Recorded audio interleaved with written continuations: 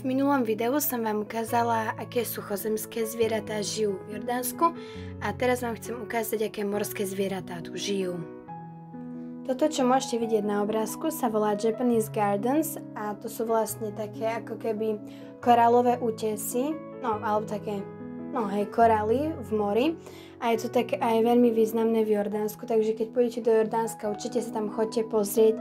Dajú sa aj požičiať tie plynové bomby, ale my sme išli len v šnorchloch, zaplatili sme si morského sprievodcu, nebolo to veľmi drahé a aj tak to bolo super. Takže samozrejme v mori žijú ryby a tam ich bolo naozaj veľmi veľa druhov, aj farieb a boli krásne.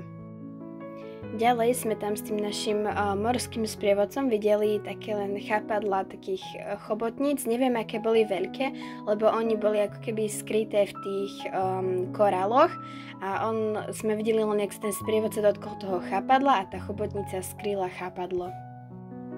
A jednu takú malú som potom aj mala na ruke. Tiež sme tam videli takúto rybu, ktorá sa volá kamenná ryba. Bola už dosť hlboko, takže tam nohou nedosiahnete, ale keby ste na ňu nejako vstúpili alebo sa jej nejako zle dotkli, tak by to bol problém, pretože je smrteľne jedovatá. A potom ešte ten sprievodca chytil do rúk aj takúto obrovskú rybu, aj som sa jej dotkla a bola dosť pichľavá.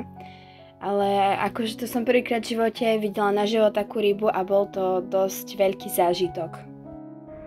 A ešte tam bolo aj v tom mori, ako boli tie Japanese Gardens, veľmi veľa medúz, takýchto priesvitných do fialova alebo do ružova, ale tie neprohlili, mala som ich aj na ruke.